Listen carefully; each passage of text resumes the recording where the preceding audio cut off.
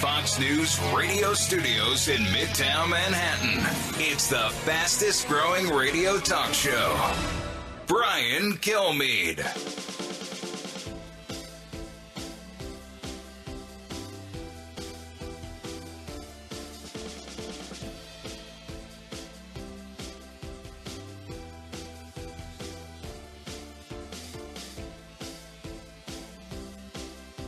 Hey, thanks so much for listening, everybody. It's the Brian Kilmeade Show. Fresh off a weekend, we have a lot to discuss. Columbus Day is here, and hopefully your statue in your town is not in a box or draped, covered by a tablecloth. Columbus was a great explorer, not a perfect person, much like you and me. So we have a lot to discuss. Charlie Hurt is here to do it, and Mark Penn at the bottom of the hour because the midterms are right upon us. The vice president's going to be on. I'm going to have to stay up late tonight. Remind me, Allison, Seth Meyers. The vice president's going to be on Seth Meyers tonight, so another reason not to watch. I don't think anyone's watching anyway. With those news and more, let's get to the big three. Now, with the stories you need to know, it's Brian's Big Three. Sponsored by Crunch Fitness. Interested in owning your own business in a growing $30 billion industry? Check out Crunch Fitness at crunch.com. Number 3. When you hear President talking about Armageddon as a random thought, just musing at a fundraiser, that is a terrible risk to the American people if he truly believes that he ought to be out talking to us in a serious way. A bridge blows, a Capitol attacked, and as usual, the Russians target civilians while President Biden manages to do the impossible, ratchet up tensions between Ukraine and Russia and the world. Number 2. Headline inflation will probably come down to about 8%, but core inflation, what measures the drivers of inflation and how broad they are, is still going up. So we still have an inflation issue. Mohamed El-Arian, an elite economist, on what we can expect this week. And it is a big week for the economy as recession looms, core inflation projected to grow, and the Dems, as a party in power, take the blame or the credit. Number 1. One of our early polls was if you had to choose between someone you didn't like personally who would oppose Biden and someone you did like personally who would support Biden, which one would you pick? And 58% of the people in Georgia would rather have somebody they don't like personally who oppose Biden. 29 days until Election Day, and we look at where the House, Senate, and governorship stand as crime and inflation take over as major issues on voters' mind. But one issue is still trending Dems' way, and it's all about democracy. We'll discuss it. First, Charlie Hurt is here. Charlie, are you surprised that's still trending high? A threat. Most American people are concerned about a threat on democracy.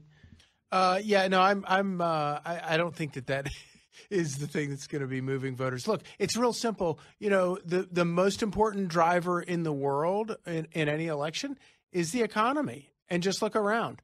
The only thing that ever trumps the economy in an election is people's personal safety. And when they turn on the TV, and it doesn't necessarily have to be crime in your neighborhood. If you live in the outskirts of Philadelphia and you turn on the TV every night and children are getting shot on the way to school, walking to school, that affects the way you view the current climate.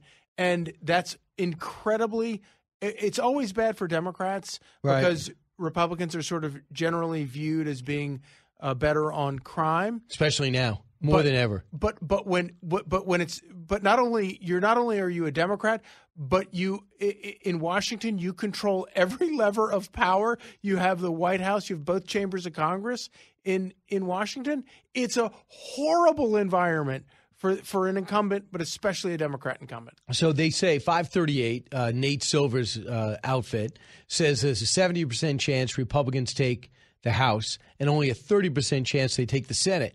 And I don't see it that way just because if you just break down, I know each one's going to be an individual drama. Right. Don Bolduc moving up in New Hampshire, how legitimate. You look at Herschel Walker within a point or two before this influx of controversial news comes up, but most people say don't care anyway. They want to correct things in Georgia. There's some people there still optimistic.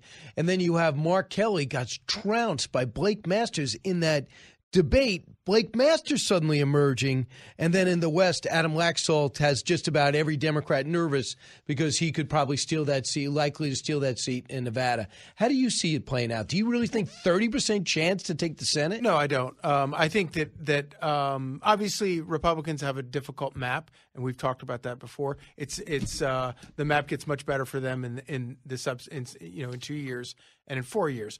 But despite that bad map, they couldn't have a better environment to be running in. And when you see the sort of political instability, I think, throughout the country, look, the reason you have upsets, the reason you have surprising elections is because elections go differently in races we're not expecting.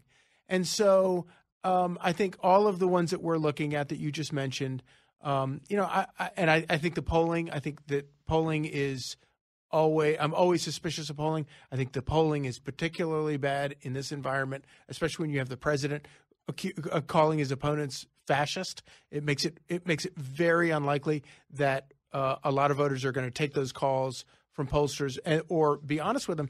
But you've had a couple of polls out in the state of Washington, which is dyed in the blue Democrat state.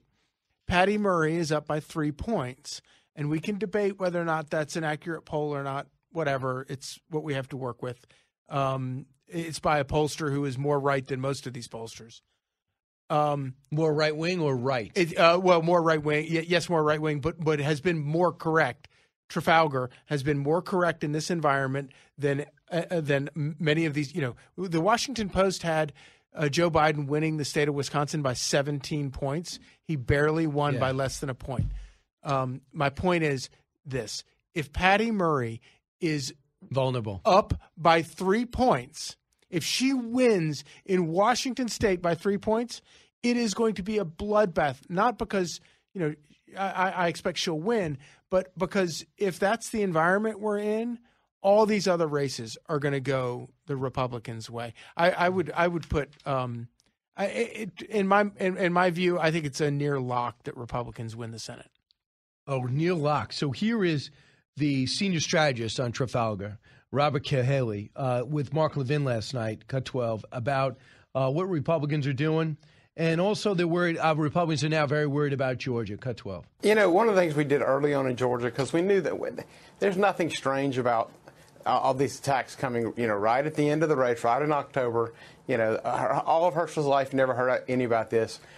The last year, you never heard about any about this, and all of a sudden now in October, it's all these attacks. So we anticipated this, and one of our early polls was if you had to choose between someone you didn't like personally who would oppose Biden and someone you did like personally who would support Biden, which one would you pick? And 58% of the people in Georgia would rather have somebody they don't like personally who oppose Biden.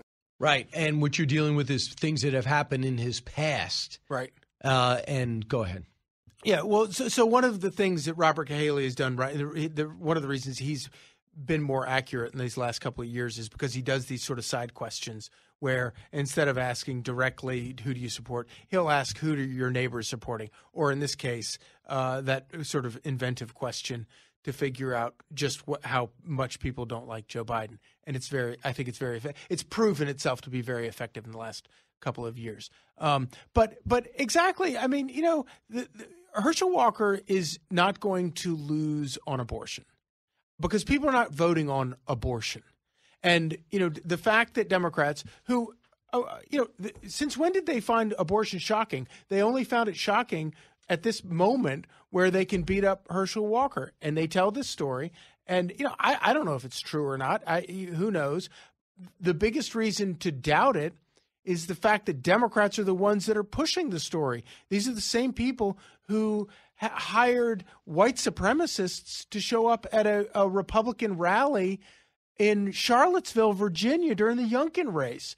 I don't trust anything these people say. When they say it, it's a reason to not believe it. And then on top of that, the whole issue of abortion with conservatives, with Republicans, there is forgiveness. There is people have give a lot of they're not attacking people who have abortions. They attack people. They obviously even with abortion doctors, what do? Right. They try to pray with them on the sidewalk. I would have laughed over the weekend because they were saying that Raphael Warnock's doing this tactic of not addressing it. Not a tactic. Raphael Warnock's been accused of domestic abuse. Yeah. He is pro-abortion. He has no time limit on it. He's also got huge issues with him personally. He's got an ex-wife out there saying he doesn't pay child support. And that's not a tactic. It's almost hoping that they don't bring him into this. Yeah, but also you don't have to get involved in it when you have the media doing all of it for you. Yeah. And the media is so desperate to make this election all about abortion. And I've got some news for you. It's not going to be about abortion. That's not what voters are. I mean, he's got 37% approval in Georgia. I think Georgia also stayed home during those runoffs. And they stayed home during the runoffs because the former president of the United States said, don't trust the elections. Yeah. And, wasn't really into it. And he came into that last rally, and all he talked about was himself and saying they really beat Joe Biden. He was robbed. And the people of Georgia saying, well, one of these guys is going to win. It's not going to be a big deal. Let's see if they go to correct it. I spent some time with Herschel. I think he's will be a great fit in the Senate. I mean, I think that he would be, between his business experience, and his rural background, I think it would be a good mix. We'll see if he can do it. I also think that the thing that hurts Herschel more is his son coming out. Yeah, that hurt him more than any October. That's not an October surprise. But again, at the end of the day, people are not going to be voting on people are going to be voting on economic issues and you know who crime. agrees with you? Listen to this: Terry Moran of ABC, Cut 11. Not as great an impact, obviously, as it would have had 10 years ago. There is a sense now that as long as the guy is on your team, that the most important issue in American politics isn't what you believe in, it's who do you hate. And while Walker's not a hater, parties are now that antagonistic that it's clear millions of Republican voters will overlook something that would have destroyed a candidacy just a few years ago. The problem for Walker is, what else is he running on except that he was a football player and a Christian? And while his football record can't be questioned at all, I think this does damage him, and he doesn't really have a lot of other things to say. He does have a lot to say. He talks about his upbringing, being one of 7 kids, being a fat kid that was bullied, that was a self-taught athlete that found a way to work his way through college and then became a very successful business person. His chicken business is titanic. Yeah. No, these people are such morons, and these are all the. But people, the beginning part was correct. Yeah, but they don't get politics, and they don't get voters. They don't know voters. They don't talk to voters. They have no idea. And we've talked about this before. The 2016 election was the single most issue-oriented campaign that we have ever seen, a presidential campaign, in our lifetimes. It was all about issues. It's not about haters. It's not about voters who hate people. That's not what this is about. This is about people who see their country being wrecked by politicians in Washington and wanting to do something about it. And this guy comes along who is not a politician, who could be vulgar, who could be, say things that we don't like, but who focused on the issues of illegal immigration, the economy, the threat from China, talked about those issues that, and even Republicans had ignored them for 30 years. And you got a guy like Herschel Walker and all these other candidates who are running on that exact same America First agenda, which is it's all about issues. It's not about hating somebody or hating the other guy or even hating Biden. People wanted Biden to succeed. Biden stinks. He's a terrible president. Every decision every piece of misery that people are living under right now in America is a direct result of his policies. And it's oil and gas, and what he decided to do over the weekend. It's a Terry moron talking about. Yeah, they sound like idiots. Moran, and also. Oh, is it? Yeah. And also, he wants to ban apparently. offshore. Yes, he wants to ban offshore drilling now. He's considering. Can you believe that? That's the way you're going to respond to the fact that. And then they're going to complain about gas prices. Wait a minute. No, these gas prices are exactly what you wanted. Right. And Bernie Sanders and Chuck Schumer talking about we're going to pass a NOPEC bill and really go after OPEC for raising gas prices. This Good is luck what, with that. What is it, 1971? But Have you learned also, anything? but it's also what they want. Right. They hate the internal combustion engine. They hate Americans driving their children to school. They hate people driving to work. They want gas prices to be so high you have to buy a Tesla, right? And or walk. But meanwhile, Elon Musk is the one saying we got to get oil and gas prices down. Yeah. So he understands what's going on, and he's Mr. Electric Car. And these are all issues. This is not hating people. Right. Let's take a break, come back, have a few more minutes, and then at the bottom of the hour, Mark Penn comes in and gives us an idea what the landscape looks from his perspective. We got ABCs and CBSs over the weekend. You listen to the Brian Kilmeade Show on this Columbus Day. We're proud of Columbus, a great explorer. Thanks for finding the free world and then letting us in. Challenging conventional thought and wisdom. You're with Brian Kilmeade. From the Fox News Podcasts Network. I'm Ben Domenech, Fox News contributor and editor of the Transom.com daily newsletter, and I'm inviting you to join a conversation every week. It's the Ben Domenech Podcast. Subscribe and listen now by going to foxnewspodcasts.com. Precise, personal, powerful. It's America's weather team in the palm of your hands. Get Fox weather updates throughout your busy day, every day. Subscribe and listen now at foxnewspodcasts.com or wherever you get your podcasts.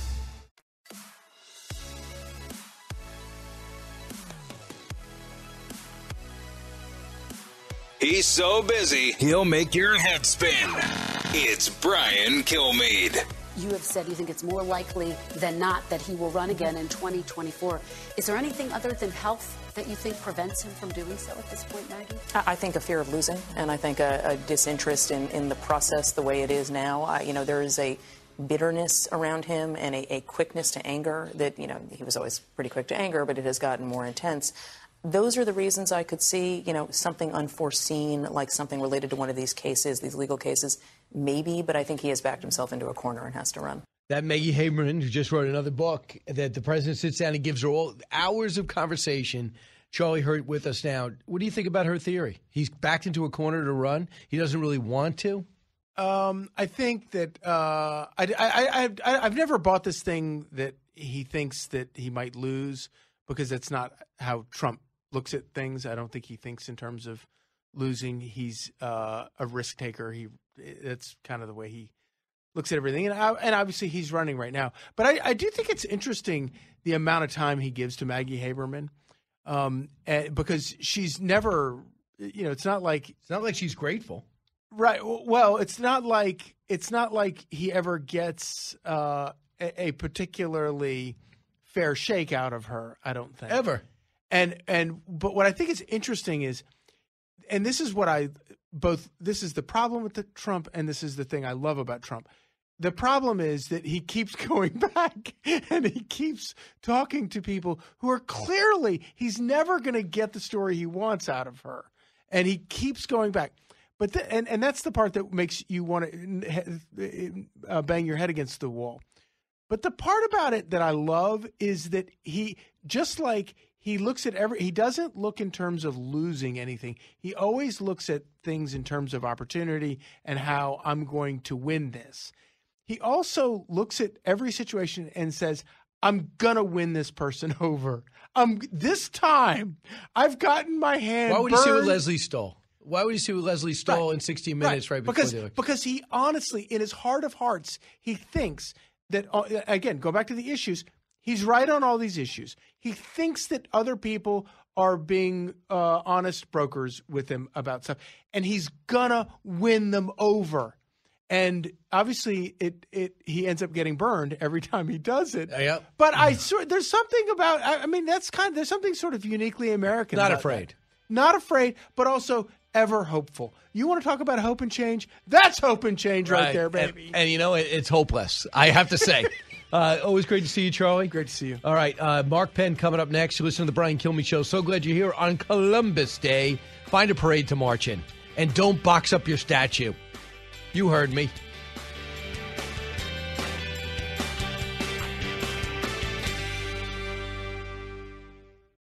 From the Fox News Podcasts Network. In these ever-changing times, you can rely on Fox News for hourly updates for the very latest news and information on your time. Listen and download now at foxnewspodcasts.com or wherever you get your favorite podcasts.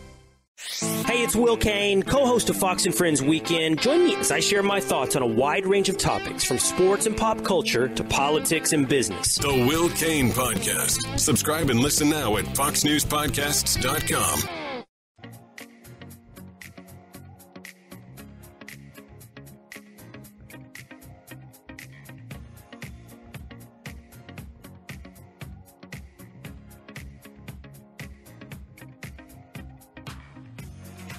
Information you want. Truth you demand.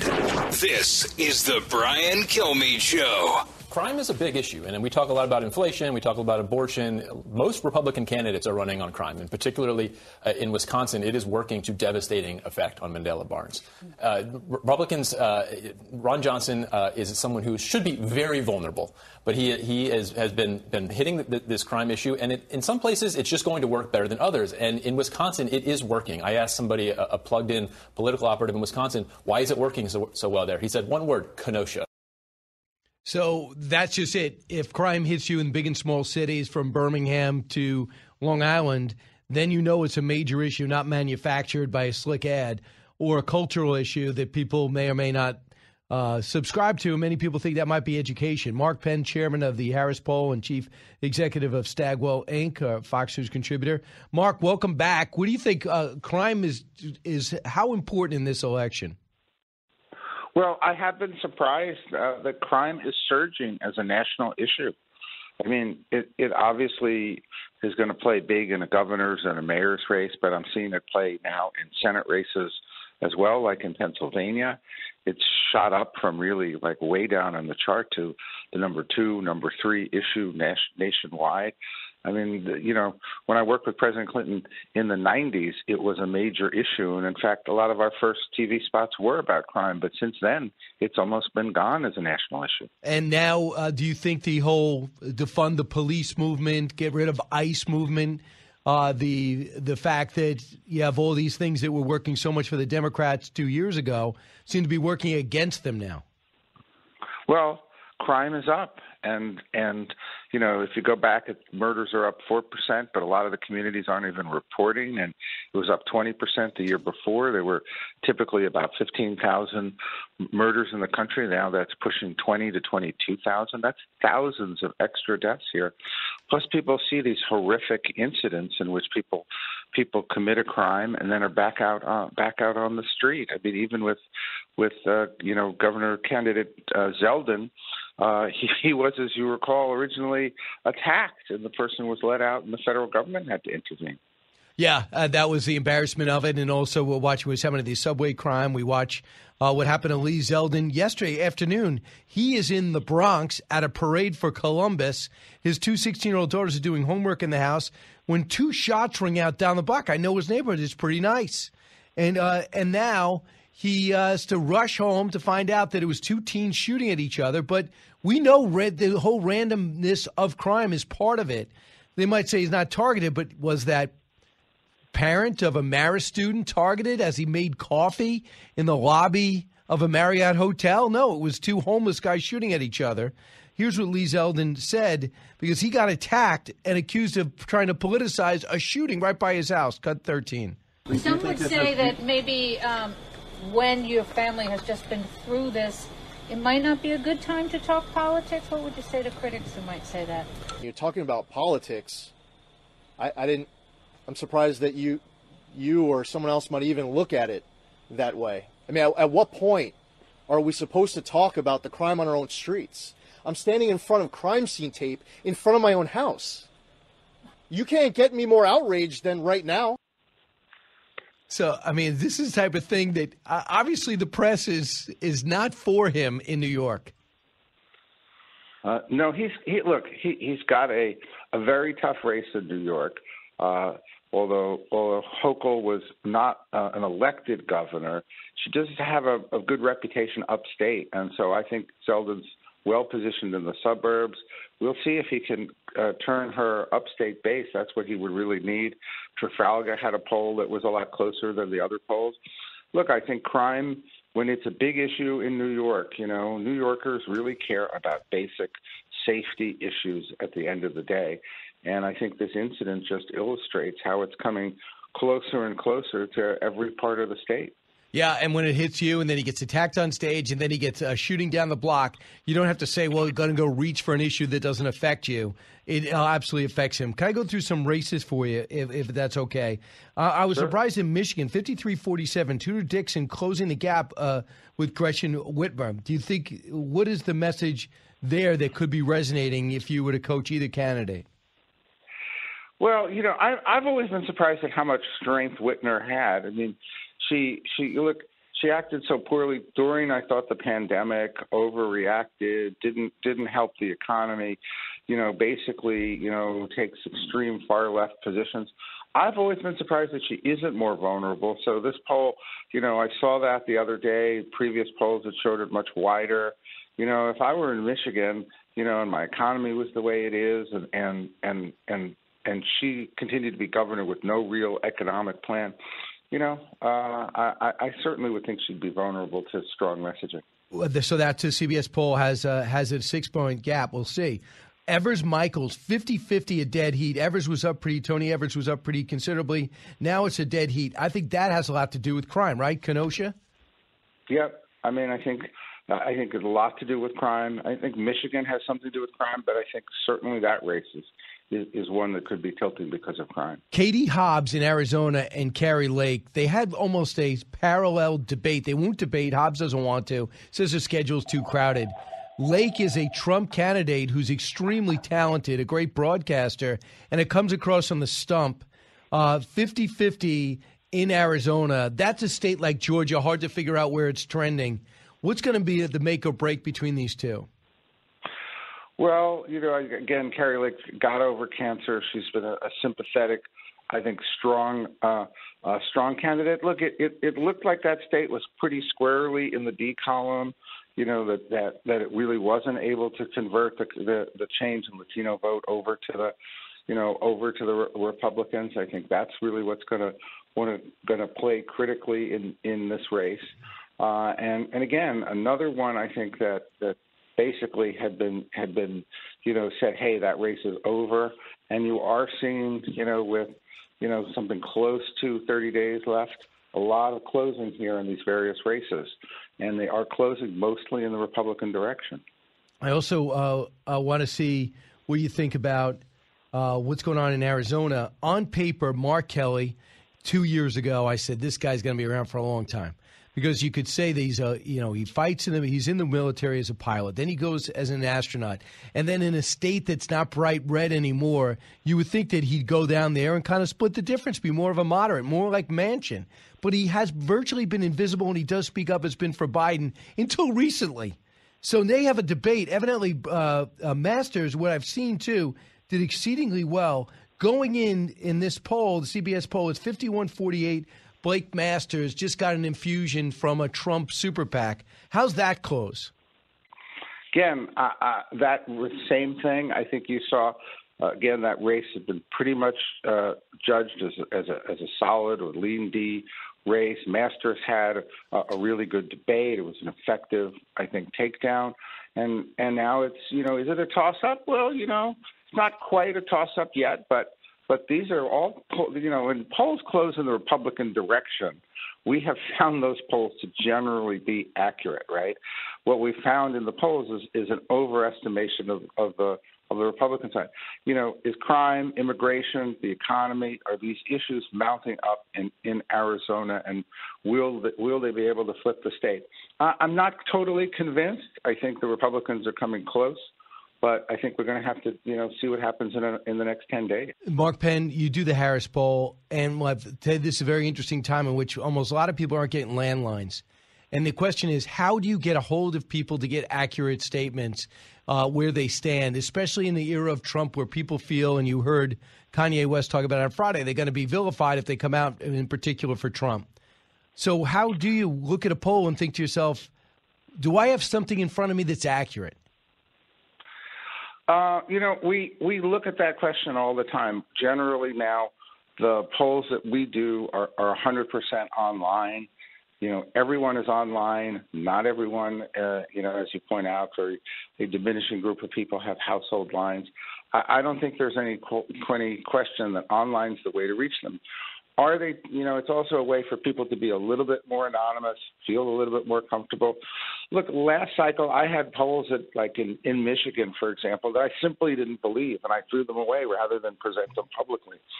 I'm not quite seeing that effect yet, right? I do think the question is whether or not there's a 2 or 3 point, hidden Republican vote in some of these polls because of shy Republican voters.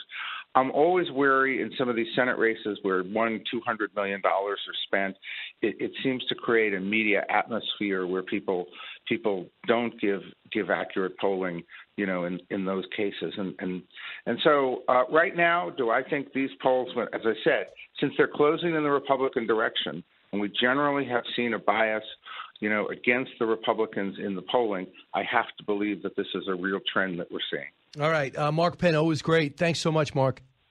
Thank you. All right, when we come back, I'll take your calls, 1-866-408-7669.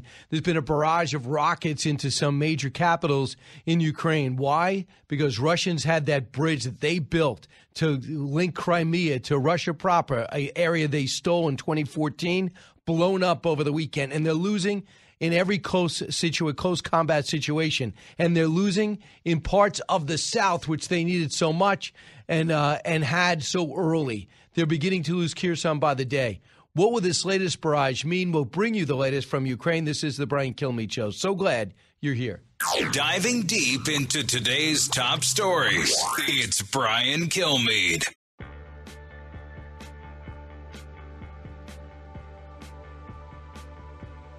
From his mouth to your ears, it's Brian Kilmeade. This week, President Biden pardoned thousands of convicted marijuana users, and it feels like maybe he celebrated with them a little because yesterday, Biden gave a speech at a car factory and opened with this.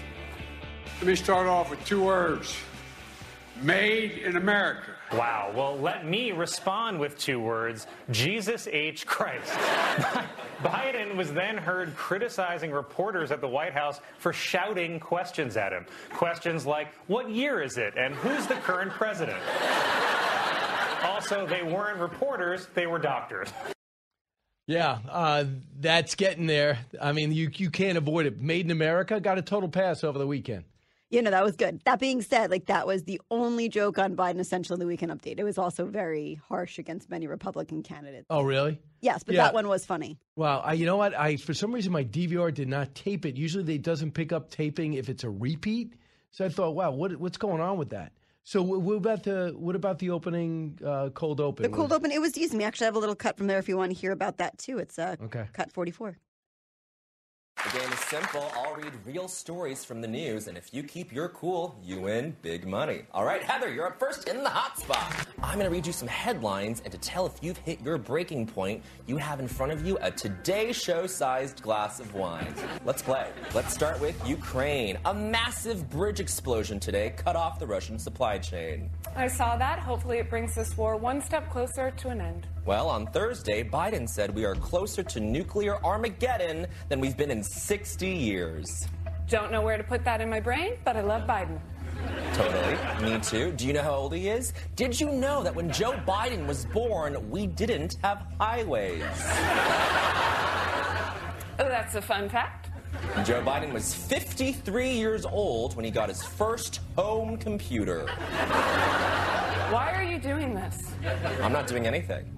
Need a sip of that wine? Nope, I'm totally good. Your next item is a video clue. Please enjoy this clip of Biden talking about his mental acuity. How would you say your mental focus is? Oh, it's focused. I think it's, I haven't, look.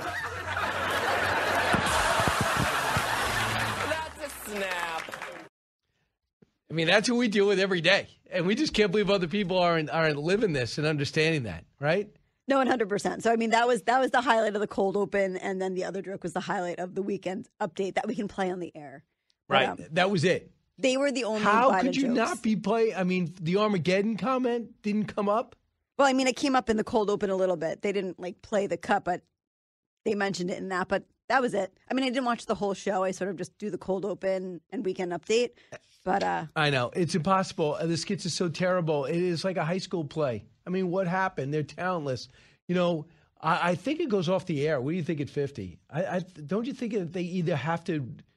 I mean, I don't even talent. Well, I mean, the other question is, do they make money, right? Does NBC still profit off of them? So, I mean, there's other things, right, other than straight ratings. Big story over the weekend, is late night television just about done. Everybody's losing money, and the word is, even though they signed Fallon and re-signed Kimmel, will they not ABC but NBC? Will they push him to a streaming service?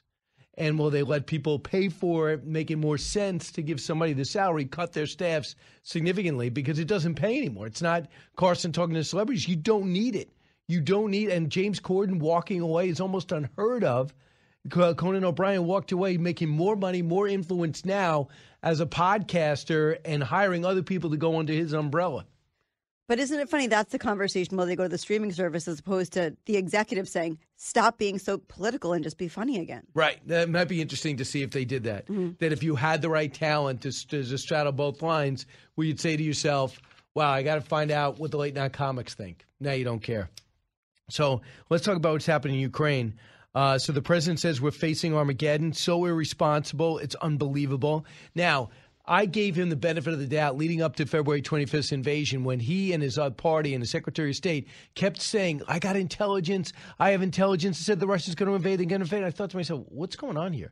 Are we trying to show off that we know exactly what they're up to stop them from actually doing it because we're predicting it? Almost like Tony Romo before a play. He says, oh, this is going to be a pass. And he ends up being right. Well, it turns out the invasion happened anyway. And what was pretty clear, the president thought in 3 days Ukraine would fall. What also was pretty clear, he was 100% wrong. 8 months later, we're still in this war. And now we're beginning to give them the weapons they need to be successful. Why? They're better fighter, better organized, and the Russians are absolutely awful.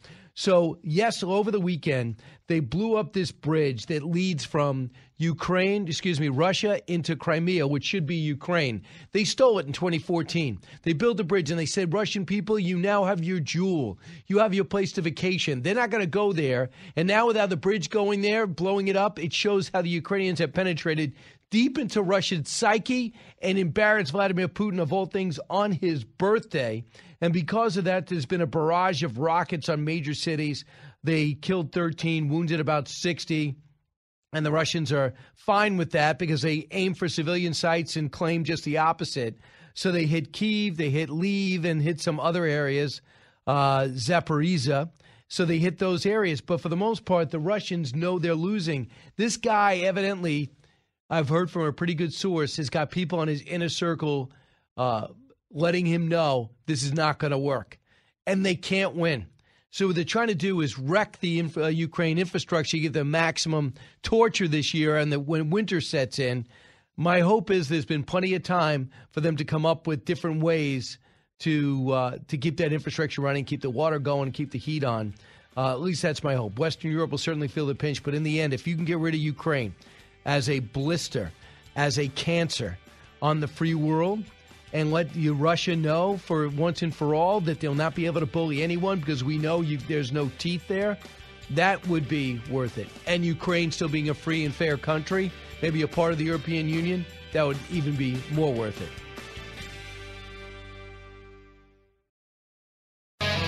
From high atop Fox News headquarters in New York City, always seeking solutions, never sowing division. It's Brian Kilmeade. Thanks so much for being here, everybody. It's the Brian Kilmeade Show from 48th and 6th in Midtown Manhattan. Heard around the country, heard around the world. We know it's Columbus Day, a holiday I think should be firmly in America on every American's calendar to celebrate the great explorer who never got to this nation proper, but now they want to box it up and say he was not a perfect leader once he got to that foreign land, which was, we call North, South America and the Caribbean. I don't.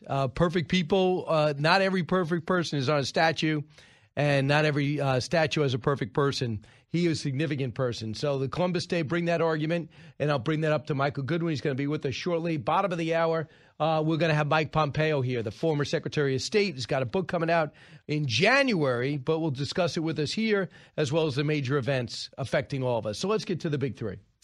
Now, with the stories you need to know, it's Brian's Big Three.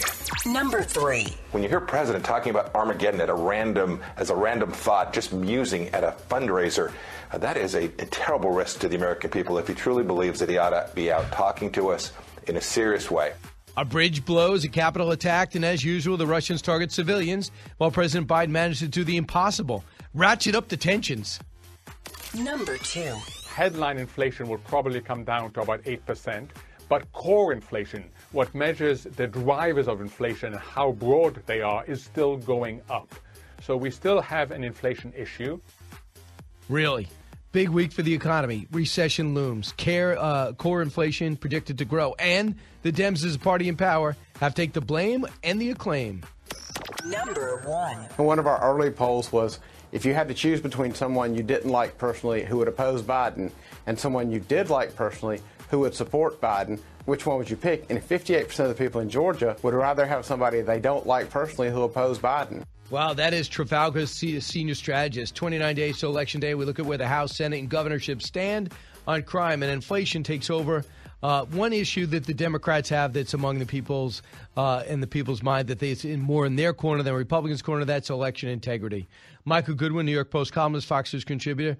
Michael, things like are trending towards Republicans, all except the abortion decision, which seems to be fading in proportion, along with election integrity, seems to still be in the top 5. Well, good morning, Brian. Yes, it's not surprising. I think that,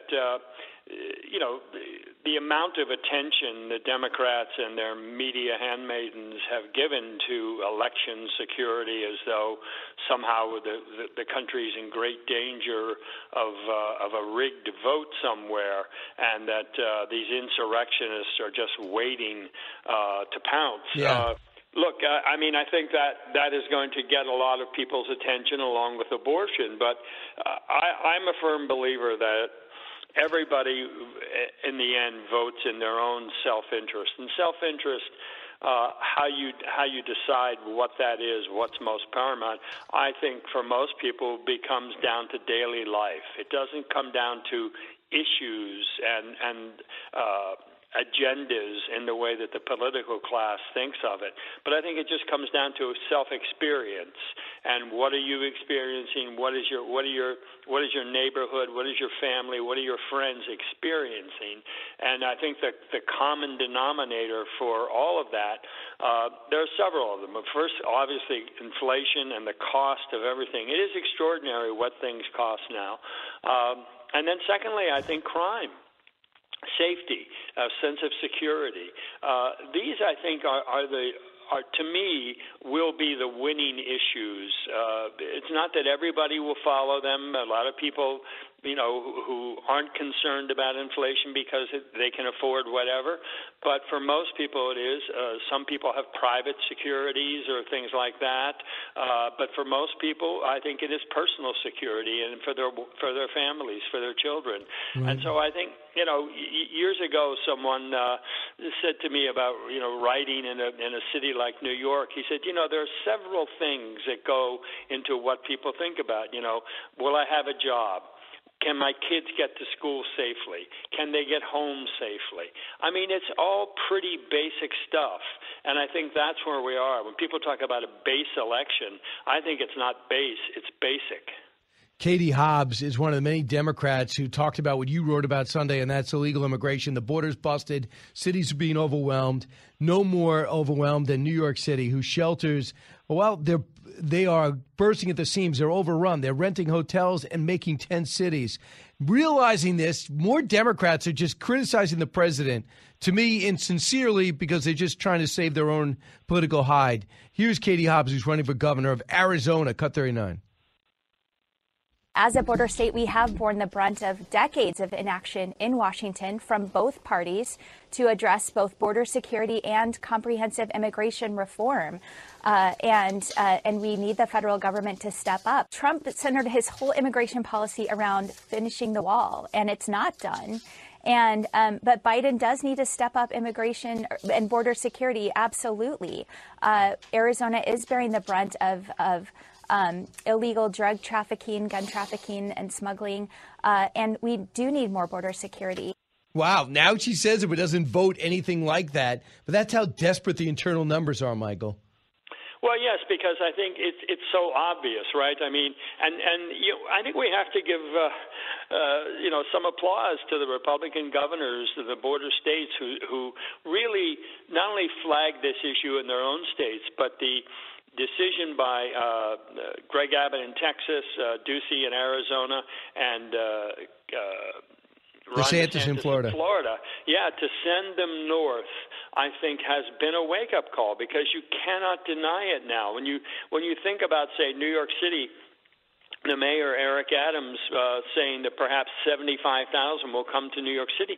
75,000 is a lot of people, but it's a drop in the bucket compared to the more than 4 million that have come across the border. I mean, where are all these people going? Who is going to care for them? Almost all of them, to my understanding, Brian, cannot work for at least 6 months. They're going to public schools in New York City. 5,500 already are registered. What is the level of their education? Can they learn anything in English? What about the burden on the teachers? The teachers got to worry about this now. Yeah, I mean, New York now spends this is an unbelievable number. New York State spends on average $34,000 per student per year. I mean, it is far and away just about double the national average. But we get lousy results for it. So now you're going to have an additional influx of kids who are not prepared, who don't have a permanent place to live. I mean, all of the health care issues, the language. Well, Michael, this report over the weekend that they're walking around these hotels, the illegal immigrants, asking for money. They have no food money. They don't have a job. They have no prospects. They have no clothes. So can you imagine this? They're landing at the Rio Grande Valley. They're coming to New York City, Chicago, Philadelphia, Washington. And guess what? They have nothing. So now it's our fault. And now it's our business in a state and a city that's overrun with tax hikes. Now we have to take our tax dollars and put it towards other people's citizens? Are you crazy when there's so much need here? Yeah, well, and that's precisely the point, Brian. When you say to Joe Biden or Ron Klain or Susan Rice, what were you thinking?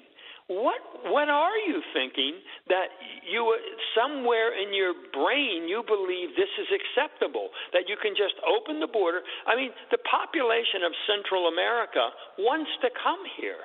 What's going to stop them now? You're not going to stop them. This whole idea of comprehensive immigration reform, that's such a talking point from 20 years ago. It has nothing to do with what's going on now. You cannot have any bipartisan solution to immigration issues as long as the border is open.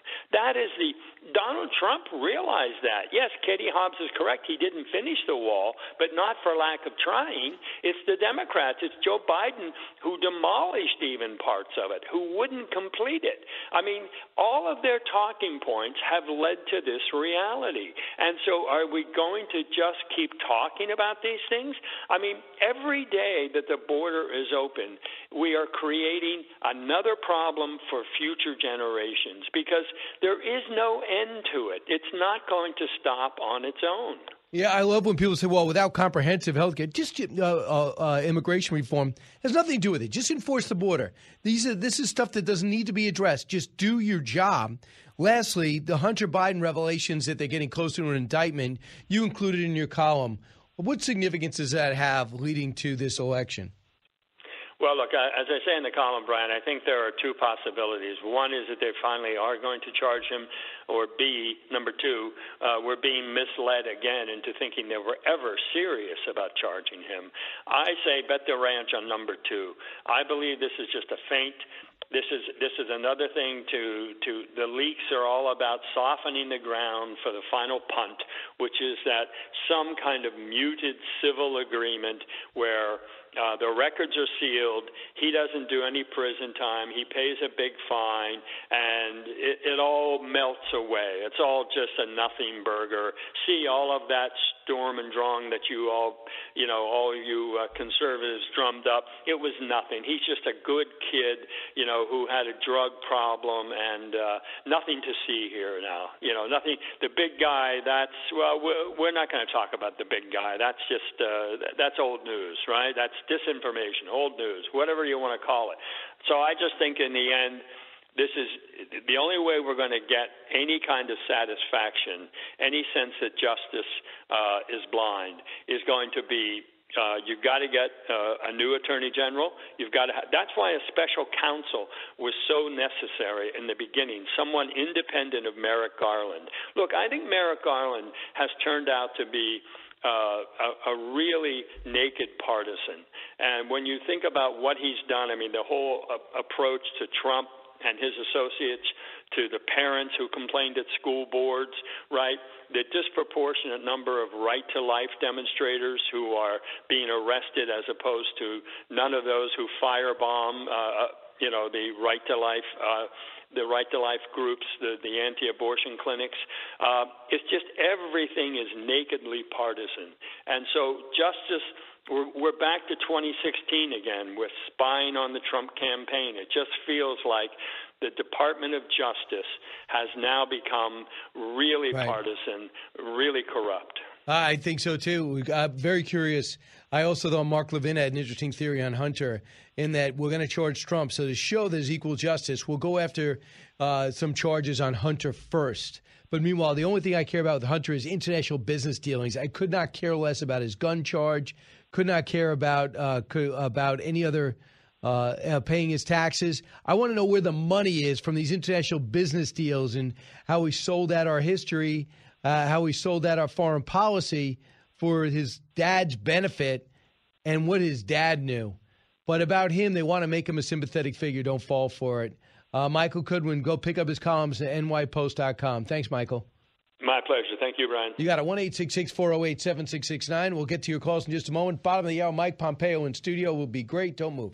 Expanding your knowledge base. It's the Brian Kilmeade Show. A talk show that's real. This is the Brian Kilmeade Show.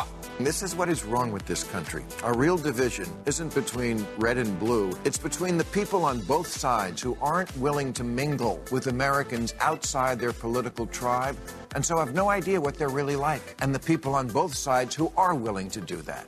Of course, Mark Fincham never met a Biden voter and probably thinks Democrats eat babies because everybody he knows voted for Trump, because he never leaves his hermetically sealed right-wing panic room. And I could say the same of many liberals who would never even talk to a Trump voter. I asked a friend of mine recently if he wanted to come to a little party I was having, and when he found out one of the guests had voted for Trump, he told me he wasn't coming because, quote, I wouldn't breathe the same air. Okay, there's a word for people like this. What was the word? Do you know, Allison? I do. I bleeped it. It starts with an A. Oh, okay. He's 100% right. And one thing about him, he does have people on from all walks of life. I didn't hear it, but Chris Christie was on Friday, wasn't he? He was. It was good. Yeah. So I did not see, he was not on this week with George Stephanopoulos because Stephanopoulos wasn't on. So Chris Christie was on. He's somebody that would take both sides, and he won't kill Trump, but he won't necessarily praise Trump. Now they're somewhat, I think, frenemies, so to speak. But I see on the list, I did not see this interview, but I see on the list, I think that the Democrats ultimately are going to elect a celebrity. It's going to be some type of celebrity because there's not a governor, congressman, or anybody out there, a senator, that I think will be big. And I think it'll probably be someone like The Rock. Do I think The Rock would actually jump in? No. Likely not. But it would be somebody like that, Cut 41. So you really enjoy those tea parties? Tracy? I love them. And that's the kind of thing that seems to make the public love him all the more. In fact, he's been talked about seriously as a presidential candidate. A 2021 poll showed nearly half of voters would pick him for the White House. It's even something he and Tom Hanks joked about a few years back when Johnson hosted Saturday Night Live. But when we asked, Dwayne Johnson told us that a run for the White House was not going to happen. Is running for president off the table now? It's off the table, yes. It is off the table. I will say this, because it requires the B side to this. I love our country and everyone in it. I also love being a daddy. And that's the most important thing to me, is being a daddy. Number one, especially during this time, this critical time in my daughter's lives, because I know what it was like to be on the road and be so busy that I was absent for a lot of years. And my first daughter's growing up in these critical age, at this critical time in her life. And that's what the presidency will do. So my number one priority is my daughters. Sure, CEO sounds great, but the number one thing I want to be is daddy. That's it. Well, I'm not sure how old this kid is, but see, the thing is, would he become The Rock had he not been on the road? Had he not been this successful? If he says, oh, I'm going to go, I'll do a few matches here and there, maybe do a pay-per-view if it works out, but maybe if it's a back-to-school night, I'll cancel that movie. I won't go I'll shoot that HBO special. So it's easy to say that now at 50-something, but would he have said it now at 30-something? Well, no, but it's also easier to say it now when you're very financially secure and you don't need to go on the road. Right.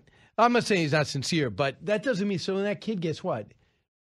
10 years old, 10 years from now, that means he could run. Let's see if he's still somebody. But it brings us to the other question of who's going to be running for president next. And we have Mike Pompeo coming up. I'll ask him that question. Alyssa Slotkin, Democrat, was asked about Biden. Listen to what she said. Cut 23. He's the sitting president. If he decides to run again, I'm going to support him. The party's going to support him. That's, that has a long history in our country. But I have been very vocal, including with my own leadership in the House, that we need a new generation. We need new blood, period, across the Democratic Party, in the House, the Senate, and the White House. That would be interesting. Also, maybe they need somebody older. Maybe Joe Biden is too young for some people. There is the whole leadership. Nancy Pelosi's going to be gone soon. I think Biden will be gone soon. And we'll see if somebody's going to step up there. See if Hakeem Jeffries will emerge or somebody else on the left. And Mitch McConnell, I'm sure he's not going to run again. So somebody else like a John Thune might step up.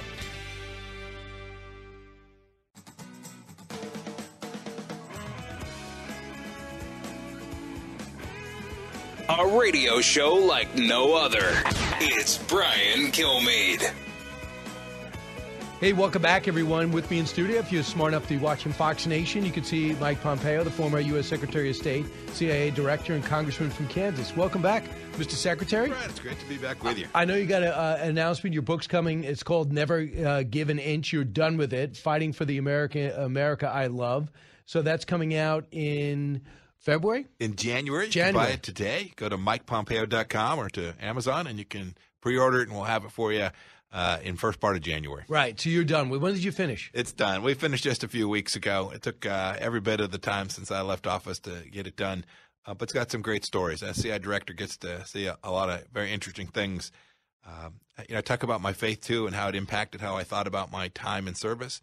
And then about the 4 years, stories that just people don't know because the media didn't want to talk about the things President Trump and I were doing. They wanted to tell some other story about the Russia hoax.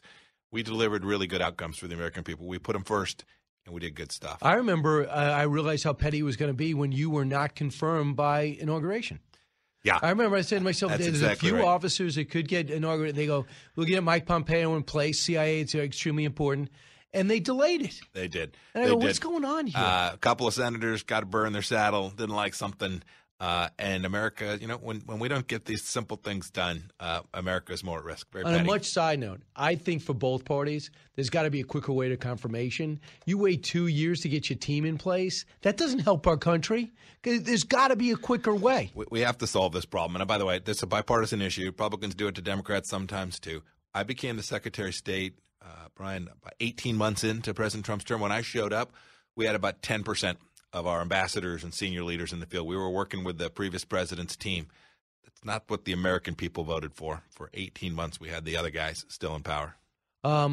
It's amazing what's happened. Let's start with foreign policy if we can. It's amazing what's happened since you guys left, and that is the President of the United States made one key error. sometimes you campaign, you say some things. When he took over, he said Saudi Arabia was going to be the pariah of the Middle East. They're a pariah nation. They'll never be accepted again. And I thought to myself, that's more reaffirmation that he's going to go back to his terrible Iranian deal. Because you can't be, friend, if you're going to say goodbye to Saudi Arabia, you better say hello to Iran. And who wants to say hello to Iran? Now he realizes I need Saudi Arabia, goes back, the fist bump, gets us the middle finger. And now we're paying $90 a barrel for oil. Doesn't mean they're perfect, but you got to think down the line, don't you? You got to put America first. Whatever one thinks, you got to put America first. In the end, when everything breaks loose, the Saudis will be with us, and the Iranians will try to kill us. This is fundamental. This is Middle East 101. By the way, FDR said that. Yeah, there's a long history. Whatever one thinks, they have been an important security partner. When the president says they're a pariah, we built these relationships. We understood. President Trump and I understood. You got to build these relationships out. It doesn't mean your partners are all going to be the people you'd want to have running your Boy Scout troop. But these are folks who deliver the things that America needs. And when you call them a pariah and then you do this fist bump and you think that's going to fix it, you can see what happens. And you tell me, you were the CIA guy, but that whole Wahhabism, they started cracking down on that. They started realizing, as bad as the Khashoggi murder was, and nobody soft-pedaling it, women able to drive. We think that's a joke. Not really in the Arab world, in the Muslim world, having women drive, begin to assert themselves in different ways.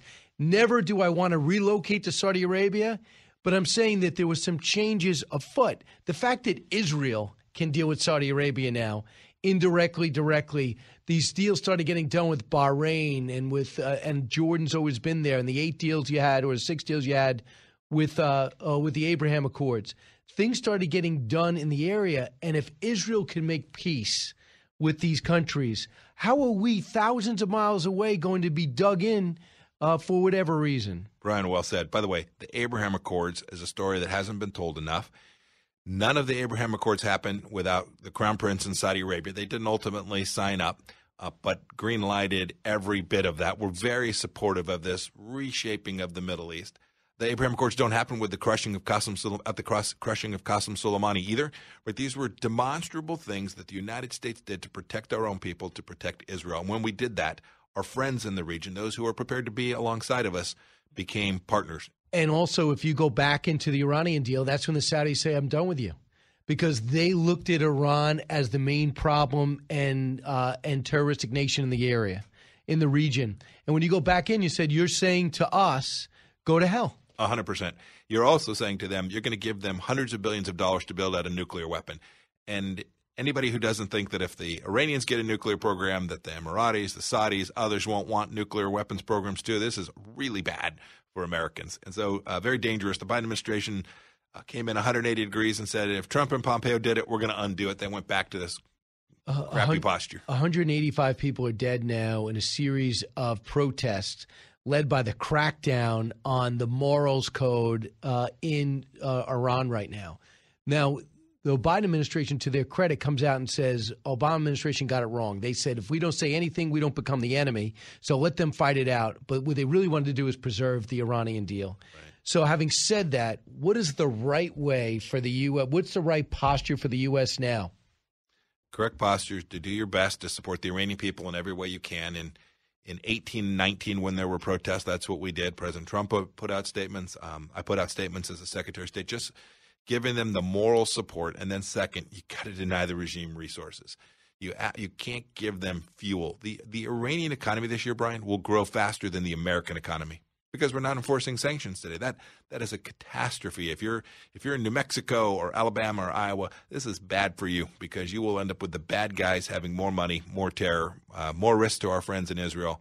Just it's a policy that is the inverse of what reduces the risk that our kids will ever have to go fight and die in that Middle Eastern soil again. But also our enemies are solidifying their relationship between Iran, China, and Russia, correct? They're hedging because they don't know where America's going to be. And so if you're the Kuwaitis or the Omanis or the Emiratis and you see America walking away or partnering with the Shia Islamist regime in Iran, you're going to snuggle up to the Chinese or the Russians because you can't count on America. So when you see what's happening in Ukraine right now, we're seeing that even the CIA, our intelligence experts, seem to have gotten it wrong. We underestimated Russia's ability to fight and how strong their army was and how modern their equipment is. How do you explain how we seem to have gotten it wrong? It's hard to know how we got it so wrong. It's the case that we got it wrong. One of the things that we probably didn't get wrong that people do underestimate is political will matters. So think about the Afghan army, right? Ghani flees and the Afghan army folds. The Ukrainian army comes under attack. Zelensky says, "Nope, don't send me out of the country. Send me weapons." And the cohesion, the political military cohesion, can remain. Russia didn't have that either. They weren't fighting for something that those soldiers cared about in the same way that the Ukrainians are. Never underestimate that intangible. Forget how many tanks you have. Forget how much artillery you have. The willingness of people to actually engage and fight for their brothers and sisters and for their sovereign homeland is something we should never underestimate. How do you characterize the Ukrainians that you knew? It was a mixed bag. Tons of corruption inside of Ukraine, money flowing all over the place, bribery, bad actors with real power. But the Ukrainian people were trying to drive to a place that was different from what they had when they were part of the Soviet Empire. They wanted to come to a better place, a more freedom-loving, a more prosperous, a more rules-based place. They were just struggling to get there. Is one of the reasons that the NATO process was never done or nationally even voted on, even though George W. Bush wanted it, was because of the corruption? Or was because you knew how the Russians viewed Ukraine and that might ignite this type of battle? It was mostly because the French and Germans didn't want to do it. The French and the Germans have an outsized capacity to influence both EU accession, entering the EU, and NATO as well. They weren't ready. They weren't NATO ready either from a military perspective to deliver. We were working to train them. I spent time when I was a CIA director, and I write about this in the book. I spent time as CIA director down in the southeast parts and adjacent to Luhansk and Donetsk. We were training Ukrainian Special Forces operators. I think that's made a difference in this fight as well. One of the things we can see is when you're in the mushy middle, it's bad. There's real risk. We'd agreed in 1984, it was called the Budapest Memorandum. We'd agreed that if the Ukrainians gave up their nuclear weapons program, that we would ensure that their sovereignty was never violated. We have a real commitment to provide them the tools they need. And deterrence against Vladimir Putin can work. You just can't be weak as the Biden administration has been. So one thing we did find out, the training worked because they want to fight and they're tough as nails. And they do have some tactics. They are adjusting with the military we're giving them and the hardware we're giving them. They're actually adjusting for the battlefield, putting things that belong on launchers, on the back of pickup trucks. So HIMARS was something that you guys thought, and you went to West Point, so you studied all this stuff in war colleges. But they said the HIMARS was something, hey, if we ever have to go to war with Soviet Union or Russians, this would probably be pretty effective. And now the Ukrainians are at war. They're more than effective. And now there's other missile systems that starts with an A. I forgot the name of it, but they go 190 miles. The Ukrainians say, please give us that. And Joe Biden personally says no. They're a 1980s version weapon. What do you think the significance of saying no is? It tells Vladimir Putin that we are not serious about ensuring that the Ukrainians have the capacity to actually defeat his army in the field. And the Ukrainian army clearly sees, too, that this means the fight's going to be harder. What my core critique of President Biden's failure to maintain deterrence is that he continued to harbor this fear that you were going to provoke Vladimir Putin, who had already been provoked. And so they have been slow and late. When they finally got these medium-range weapon systems, the HIMARS, they provided them 4 of them. There should have been 40. Slow and late and short. And that has continued to drive this war and put us on the precipice of Vladimir Putin now feeling like he may have to do something that's even more serious than what he did already, which is to blow up his own pipeline. So having never held your position, please tell me where I'm wrong, and I will not take it personal. But why are we not leaning on India publicly to start laying off the purchase of oil? Why are we not going forward with saying, Germany, you're giving a tenth of what you promised? Why are we not saying to France, even behind the scenes or in front, stop reaching out to Vladimir Putin? It shows that we're fracturing. Brian, we have not been serious on these sanctions issues. They've been half measures, just like the weapon systems have been half measures, and so the sanctions have too. You still have Russian banks that have access to the financial capital markets. And so you can have a bad winter in Europe while Moscow still got all the energy that it needs. That is completely backward. It's because the Biden administration hasn't been prepared to lean on whomever, France, India, you mentioned, Germany, and saying you have to be serious about this. And if we had been serious, it's been almost a year since we've known this invasion was going to take place. September of last year, maybe October, November, we've known. We've been slow and late. So when people say that, well, President Trump was so anti-Ukraine, he was so bitter about the way they might have been working with President Biden's son, Hunter, that he probably wouldn't even have done this much. What do you say? Well, hard to know. I get asked all the time, what would you have done? It's hard to know. Well, not if you were president, but you were. But what President Trump would have chosen to do. But this much I do know for sure. President Obama and Vice President Biden gave the Ukrainians 0 weapon systems. President Trump and our administration gave the Ukrainians weapon systems during our time in office, and we trained those soldiers on my watch, on my time. I think when we got to this point, President Trump would have been convinced that the right thing to do was to support the Ukrainian people. And he might not have had to do it at all if President Obama had given more than blankets and MREs.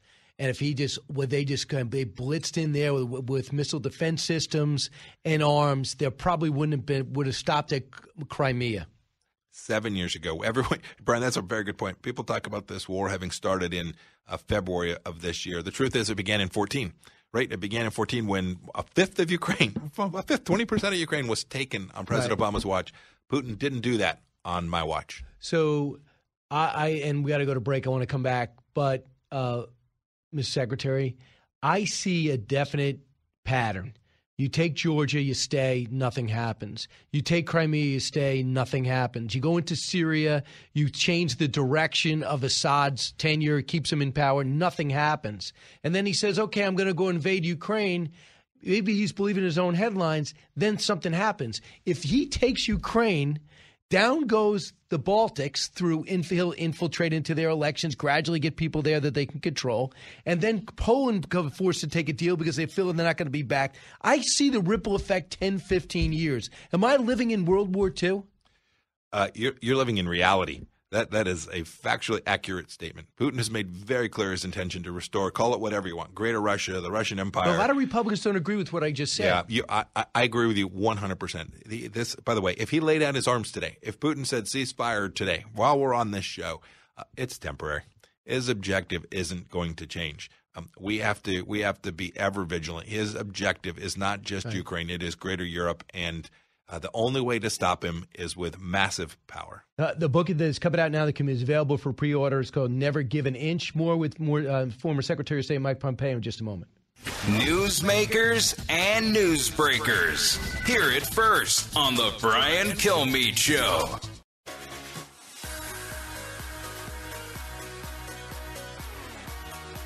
The more you listen, the more you'll know. It's Brian Kilmeade. We're here with the former Secretary of State and CIA Director, Mike Pompeo. Is excited his book is finally done. It's like a burden lifts off your shoulders. The ultimate paper, Never Give an Inch, fighting for the America I love. So, Ms. Secretary, you would tell me one thing that really saddens you as we look back in history. We were talking about different history books. Modern presidencies are not going to have the paper trail that other ones had. Yeah. Right? I mean, how did you put this together, being that you're so concerned about intelligence and leaks and subpoenas? It's so true, Brian. No, I always figure that someday the FBI is coming to my house still, right?